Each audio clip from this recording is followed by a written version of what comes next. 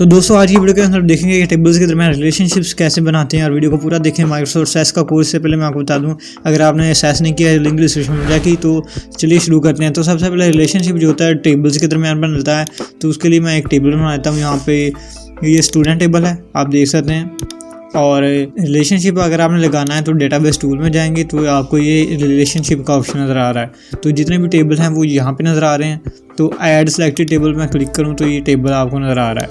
अब रिलेशनशिप अगर हमने लगाना है तो एक और टेबल में बना देता हूँ। तो क्रिएट पे जाऊँगा और टेबल डिज़ाइन के ऊपर जाऊँगा। ये टेबल का नाम बेसिकली मैं स्पोर्ट्स टेबल एक बनाऊंगा। और स्पोर्ट्स से जो स्टूडेंट है वो उसकी डिटेल लिखेंगे, कौन से स्टूडेंट है, कौन से स्पोर्ट्स में हिस्सा लेते हैं, उनकी क्या परफॉर्मेंस है। तो यहाँ पे मैं स्पोर्ट आईडी पहले लिख देता हूँ, स्पोर्ट्स आईडी। और स्पोर्ट्स आईडी मैंने इस तरह से लिखा है, ऑटो नंबर लिख देता हूँ इसको। उसके बाद स्पोर्ट नेम, उसके बाद इसको इस तरह से रहने देता हूँ। और उसके बाद मैं लिख देता हूँ परफॉर्मेंस, यानी कि स्टूडेंट की परफॉर्मेंस क्या है। तो इसके लिए इसके अंदर मैं 3 वैल्यूज़ ले लेता हूँ, ये गुड, नॉर्मल, एवरेज, जिस तरह की वैल्यू मैं अपनी ऐड करना चाहता हूँ। तो इसके लिए मैं यहाँ पे जाऊँगा लुकअप विज़ार्ड में और टाइप वैल्यूज़ आई वांट। उसके बाद यहाँ पे वैल्यूज़ में ऐड करता हूँ सबसे पहले पुअर, उसके बाद मैं लिख देता हूँ एवरेज, उसके बाद मैं लिखता हूँ नॉर्मल, उसके बाद मैं लिखता हूँ प्रोफेशनल। तो ये इनमें से कोई वैल्यू चूज़ करेगी उसकी स्टूडेंट की परफॉर्मेंस किस तरह की है। उसके बाद लिमिट अलाउ मल्टीपल वैल्यूज़ नहीं, लिमिट टू लिस्ट, ये आपने चेक करना है और फिनिश। और उसके बाद ये स्पोर्ट्समैन जो है इसको मैं राइट क्लिक करूँगा और प्राइमरी की, इस टेबल की प्राइमरी की ये लगा लूँगा, क्योंकि हर टेबल जो है उसकी प्राइमरी की एक लाजमी होती है। तो स्टूडेंट आईडी है जो इसकी प्राइमरी की है। अब इस टेबल को मैं राइट क्लिक करूँगा और सेव कर दूँगा। तो टेबल का नाम लिख देता हूँ स्पोर्ट्स डिटेल्स। उसके बाद एंटर कर देता हूँ। अब ये टेबल बन गया स्पोर्ट्स डिटेल्स। इसको मैं चाहूँ तो यहाँ पे आप देख सकता हूँ, डबल क्लिक करके ओपन कर सकता हूँ।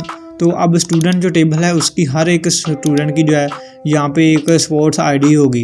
स्पोर्ट्स आईडी क्यों होगी? क्योंकि वो स्पोर्ट्स कौन सी इसकी स्पोर्ट है वो उसको बताएगा। तो अगर मैं आपको बेसिक एग्जांपल के लिए बताता हूँ, अगर आप डेटाबेस टूल पे जाएं, रिलेशनशिप्स पे जाएं, तो ये आप देख सकते हैं 2 टेबल शो हो रहे हैं। इस पर डबल क्लिक करके भी ऐड कर सकते हैं और सेलेक्ट करके भी तमाम एक साथ ऐड कर सकते हैं। इसको मैं थोड़ा सा बड़ा भी कर देता हूँ, यहाँ से आप इस तरह से आप देख रहे हैं इसको।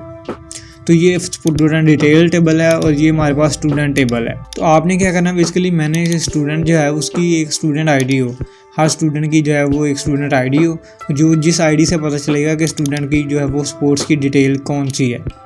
यहाँ पे मैं अब स्टूडेंट की स्पोर्ट्स की डिटेल लेनी है, उसके लिए भी फॉर्म चाहिए जो कि स्पोर्ट्स की डिटेल में डाटा एंटर करे। उसके लिए मैं फॉर्म बनाऊँगा, फॉर्म विज़ार्ड। तो ये तमाम फील्ड इसमें ऐड करूँगा और कॉलम और फॉर्म जो है वो बनाऊँगा यहाँ पे और फिनिश पे दबा दूँगा। अब ये फॉर्म स्पोर्ट्स डिटेल आपके पास बन गया है। इसको भी मैं जल्दी से डिज़ाइन कर देता हूँ, आपको ज़्यादा टाइम नहीं वेस्ट करता हूँ। यहाँ पे इस टेबल की जो है वो इस तरह से इसको मैं बोल्ड कर देता हूँ और इसका जो है फॉर्मेट में जाके इसका कलर टेक्स्ट का मैं ब्लैक कर देता हूँ। तो ये हम हो गया। अब स्पोर्ट डिटेल जो टेबल है हमारे पास, इसके अंदर भी मैंने बटन्स लगाने हैं जो कि सेव करें, रिकॉर्ड ऐड करें। एक तरीका तो ये आप बटन में जाएं और यहाँ पे बटन पे क्लिक करें और रिकॉर्ड ऑपरेशन पे जाके ऐड रिकॉर्ड का एक बटन लगाएं, उसके बाद फिनिश। तो ये ऐड रिकॉर्ड का बटन आ गया। दूसरा तरीका ये है कि आप इसको डिलीट करें। जो हमने पहले से एक टेबल बनाया है उसको आप फॉर्म बनाया, उसको डिज़ाइन व्यू के अंदर जाएं और इस फॉर्म के जो दोनों बटन हैं, क्योंकि इनका काम भी सेव करना और न्यू ऐड करना है, इसको स्लाइड करके कॉपी करूँगा मैं और दूसरा जो टेबल है यहाँ पे पेस्ट कर दूँगा। अब ये बटन यहाँ एज इट इज़ आ गए हैं, इनका काम भी वही है, सेव करना, रिकॉर्ड को और ऐड करना। तो इस तरह से आप कॉपी पेस्ट कर सकते हैं एक फॉर्म से दूसरे फॉर्म के अंदर। तो इसको अब मैं फॉर्म को क्या करता हूँ, सेव करता हूँ और फॉर्म व्यू के अंदर जाता हूँ। तो आप ये देख सकते हैं।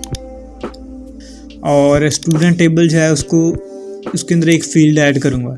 यहाँ पे मैं लिखूँगा स्पोर्ट, कोई भी नाम लिख सकते हैं, स्पोर्ट आईडी। और इसका मैं क्या कर देता हूँ, नंबर, यानी कि कोई भी नंबर होगा। यहाँ पे सेव करूँगा और इसको क्लोज़ कर दूँगा।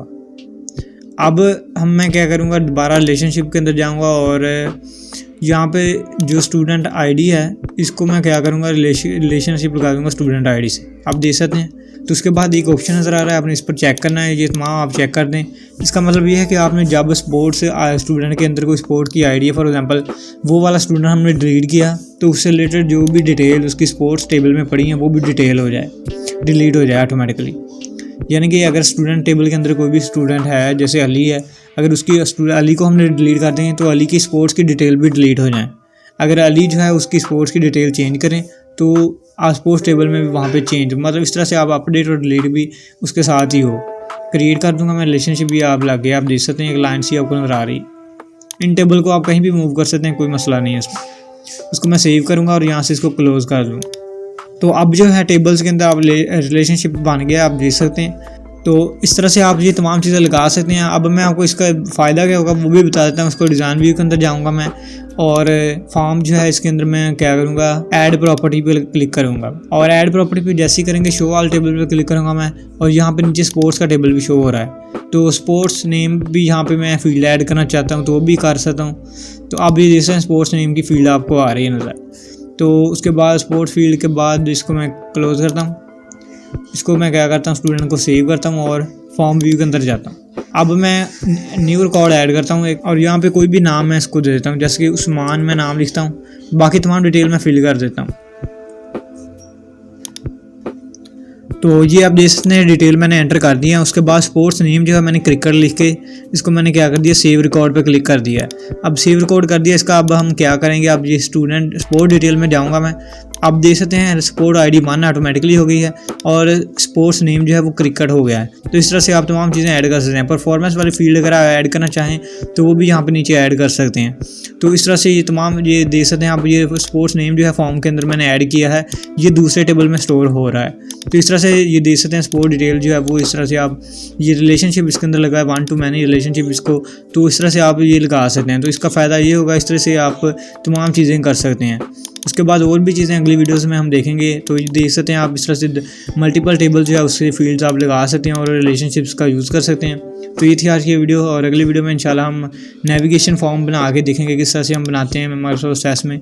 तो अगली वीडियो में लेंगे, तब तक के लिए थैंक्स फॉर वॉचिंग।